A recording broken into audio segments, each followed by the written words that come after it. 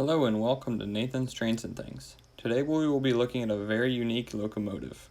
This is Lionel's Pennsylvania Railroad 460 Camelback with TMCC control. Before we review the locomotive, here's a brief history. The Camelback is a very unique locomotive indeed.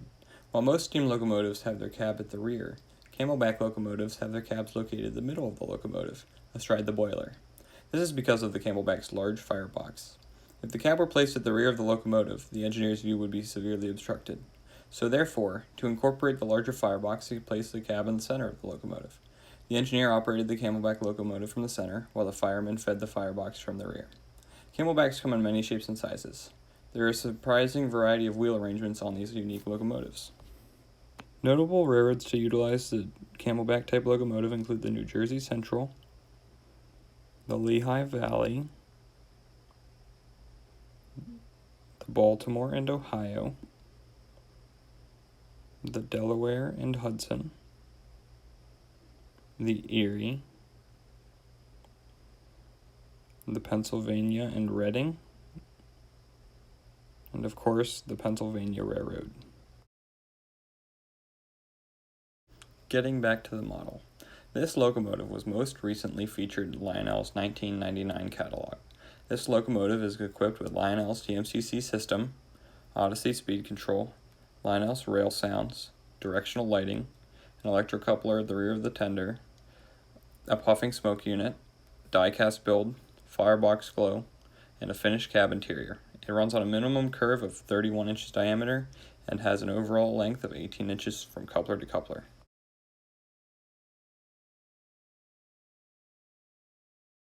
Alright, so let's look at some of the details on the locomotive. Starting at the front, we have the headlight with the number boards on either side, the nice LED marker lamps, number board on the front of the locomotive, along with some nice riveting and other detail. There's the nicely applied handrails around. The coupler bar, which you can operate, which moves with the realistically sized coupler.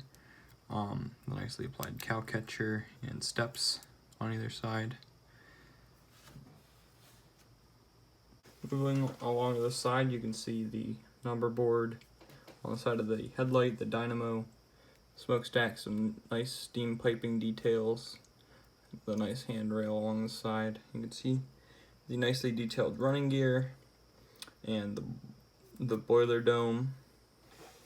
Moving further back, you can see the nicely applied decal of the number of the locomotive. You can see the engineer in the cab and the window, which is slid open. Inside the cab is actually fully detailed. There's some levers and things. On the roof there's a hatch. It doesn't move or anything, but it's a nice touch. You can see the running gear on the locomotive drivers and the nicely detailed drive wheels with the counterweights on them. Moving to the rear of the side, you can see on top the brass whistle and the bell, which you can move.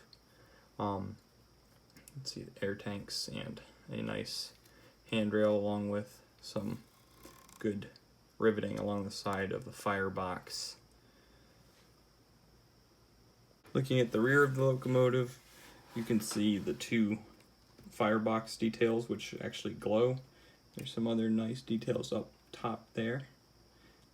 This is where the tender connects in for the sound system. On top of the locomotive, there's just everything to see that you can see from the side: the boiler dome, smokestack, whistle, bell, roof hatch. That's about it. Moving on to the tender, you can see the wire that connects to the locomotive for the sound system. As with most Lionel locomotives, the sound and operational electronics boards are actually in the tender. There's the part that connects to the locomotive. You can see there's nice realistic coal coming out here for the fireman to shovel, along with the coal doors. Along the side of the tender, we can really see the nicely applied Pennsylvania Railroad decal, and then good detail on either truck, the nicely modeled coal load, and the area where you would fill the water tank from. You can also see the rear headlight. Looking at the rear of the tender, you can see the rear headlight, some hand holds the electrocoupler, which is O gauge, not to scale. Nice separately applied handrail, the coupler bar, which you can move around. Looking at the top of the tender, you can really just get a better view of the nicely modeled coal load. Overall, this is a very nicely detailed model. It's not the most intricate model that is out there, but it's a really unique engine, and it really does look quite good. Alright, let's have a look at some of the sounds this locomotive has to offer. Let's get her started up.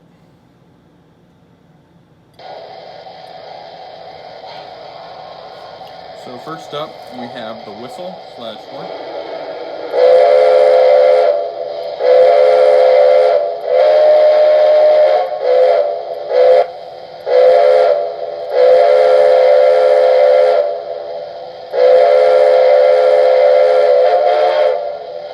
Next we have the bell.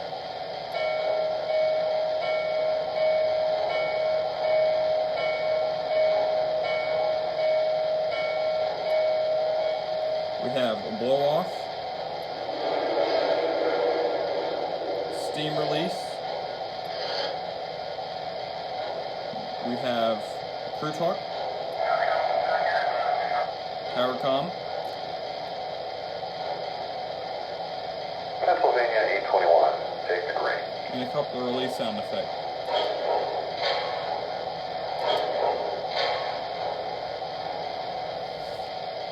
Now that we've taken a look at the sound effects this locomotive has to offer, let's hook up some cars and get it running.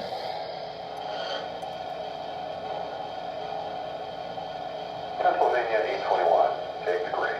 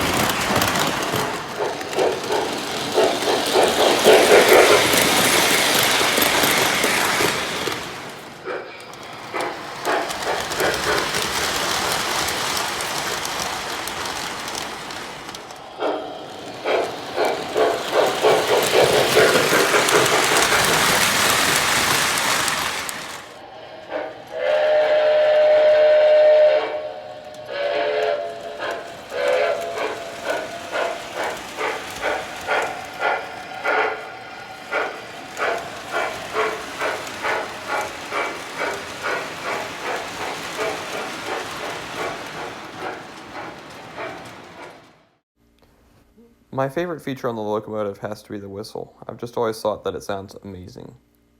Thank you for watching, and I hope you enjoyed.